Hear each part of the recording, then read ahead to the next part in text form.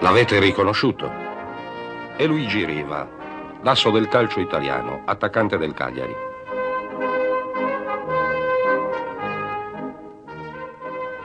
Nell'ultimo calciomercato, un calciomercato un po' folle, il presidente dell'Inter ha offerto per l'acquisto di Riva 1 miliardo e 300 milioni.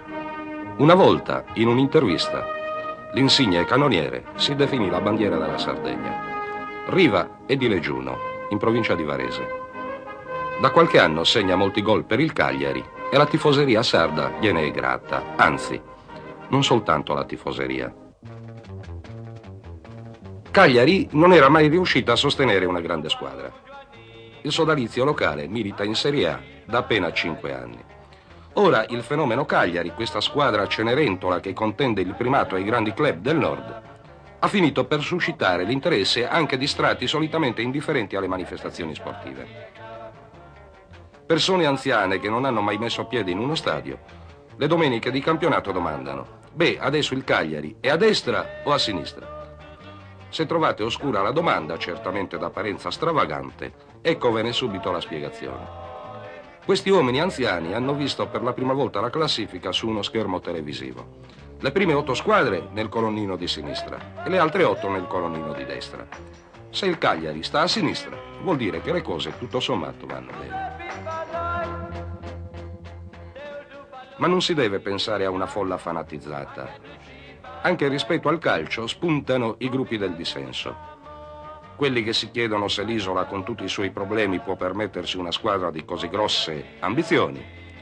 Quelli che hanno da ridire perché si pensa a costruire un nuovo stadio per 50.000 spettatori, anziché opere civili di maggiore urgenza. Fiorisce il dibattito. Noi a Cagliari siamo molto arretrati, altro che calcio. Devi chiedere se sia meglio avere Riva o avere un ospedale. Io dico per Cagliari almeno è meglio avere un ospedale. Abbiamo un ospedale civile che è lurido, è sporco e vecchio. Insomma.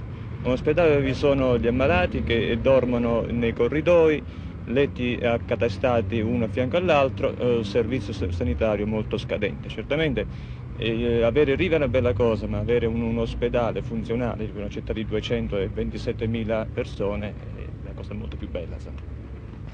Beh, io sulla questione di Riva non ce la vedo assolutamente che si intromettano per la questione cercando ospedali e queste altre cose.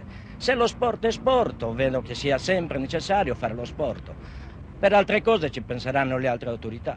Il fatto è che venendo in Riva la società non ci darebbe il 4 per un altro ospedale, ma comprerebbe degli altri giocatori. E sono un fanatico del Cagliari, però se risolvessero i problemi degli ospedali, come si dice che in Sardegna non ci sono ospedali, e i problemi della pastorizia, pur essendo un fanatico del Cagliari, ma se risolvessero questi problemi, accetterei anche che il Cagliari retrocedesse in Serie B, ma penso di no, perché il Cagliari è stato in Serie B, in Serie C e anche in promozione, ospedale non ce n'erano allora e ce n'è tanto meno adesso. D'altronde questo discorso, se vale per il Cagliari, potrebbe valere, non so, per altre città, Milano, Torino, dove anche loro hanno dei giocatori che valgono tanto, vale Anastasio, o Mazzola, o Rivera, e anche quelle città hanno i loro problemi. C'hanno anche loro i baraccati, gli operai che vivono nelle baracche, e perché anche loro non vendono questi giocatori e sistemano questi operai baraccati? L'ente regione passa al Cagliari ogni anno 100 milioni. Qualcuno protesta e attizza veementi polemiche. Ma i più sono favorevoli a questo travaso di pubblico denaro nelle casse del Cagliari. Siamo un paese di tradizioni municipali. C'è l'antagonismo delle città tra loro. C'è il sud che cerca nel calcio la rivincita sul nord.